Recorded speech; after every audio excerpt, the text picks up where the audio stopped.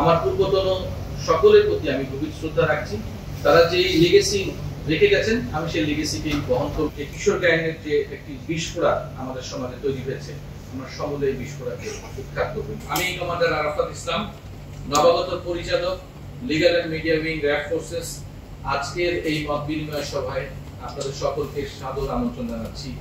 যে কোনো জায়গায়, বাংলাদেশের যে কোনো প্রান্তে যদি যে কোনো ঘটনা যেটা চাঞ্চল্যের সৃষ্টি করে, যেটা র্যাবের আওতাধীন প্রতিরোধিত হয়, আমরা সবসময় নিজেদের থেকে আমরা চেষ্টা করি অন্যান্য আইন শৃঙ্খলা রক্ষাকারী যে বাহিনী আছে সেই বাহিনীকেও সহায়তা করার সর্বাত্মক চেষ্টা আমাদের থাকে।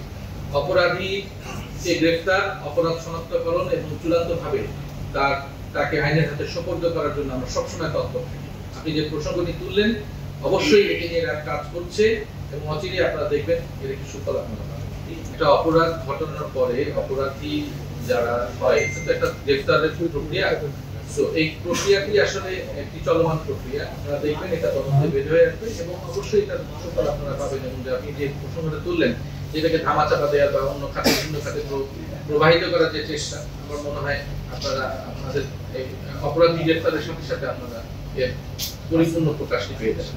র্যাপিড অ্যাকশন ব্যাটালিয়ন বাহিনী হিসাবে যে আইনানুগ প্রক্রিয়ার মধ্যে দিয়ে যাচ্ছে, সেই প্রক্রিয়াকে আরো ত্বরান্বিত করার জন্য আমার সর্বাত্মক প্রচেষ্টা থাকবে। আগামী যে আসন্ন উপজেলা নির্বাচন ব্যাপারে আমাদের অলরেডি মোতায়েন পরিকল্পনা করা হয়েছে। আপনারা উপযুক্ত সময়ে জানবেন। সমগ্র বাংলাদেশে যে 4টি ফেজে উপজেলা নির্বাচন অনুষ্ঠিত হতে যাচ্ছে, এ ব্যাপারে পূর্বের নির্বাচনগুলোর মতো এবারও আমরা আমাদের তৎপরতা সাদা পোশাকে এবং আমাদের যে পোশাকি টহল থাকবে সেগুলো থাকবে।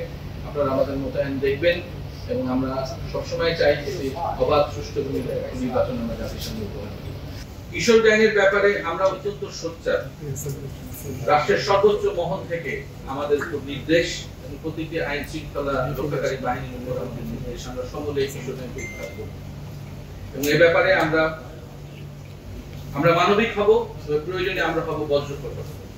এই কথাটুকু শুধু আপনাদেরকে বলতে পারি।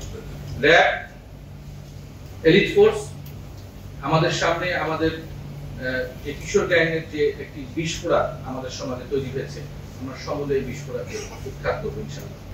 ওসির চেয়ে মসির ক্ষমতা বেশি, brain is mightier than soul.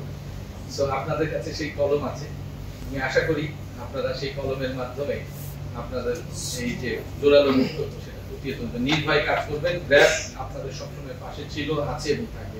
আমাদের প্রতিদিনের যে ঘটনাগুলো ঘটে থাকে, র্যাবের যে বিষয়গুলো আমাদের সামনে সবসময় উঠে আসে, আসলে সব অনেকগুলো বিষয় নিয়ে তো আমরা কাজ করি। তো সমাজের বার্নিং যে ইস্যুগুলো আছে সেগুলো নিয়ে আমরা কাজ করি। আমার পূর্বতন সকলের প্রতি আমি গভীর শ্রদ্ধা রাখছি। তারা যে লেগেসি রেখে গেছেন, আমি সেই লেগেসিকে বহন করব এবং আমাদের আগামী কার্যক্রমকে আরো বেগবান করব। এটাই আমার সবচেয়ে বড় চাপ। বিষয়টি নিয়ে আসলে এই পর্যায়ে কথা বলার মতন মনে করছি ক্রসফায়ার বলে আসলে শব্দ আমি এখানে বলতে চাই না। সুতরাং এই বিষয়টি নিয়ে আসলে কোনো বিচার বহির্ভূত হত্যাকাণ্ড যেন না হয়, আমরা সবসময় এটা নিয়ে করি। যদি কখনো আত্মরক্ষার্থে যদি এরকম কোনো নিজেদের আত্মরক্ষার অধিকার সকলের আছে, তো সেই ব্যাপারে যদি কখনো আমাদের উপরে কোনো আঘাত আসে, আমরা অবশ্যই তার প্রতিরোধ করব। সেটা আসলে ভিন্ন খাতে আমরা অনেক সময় এটা নিয়ে আলোচনা করি। আমার মনে হয় এই বিষয়টা নিয়ে আলোচনা না করাই শ্রেয়।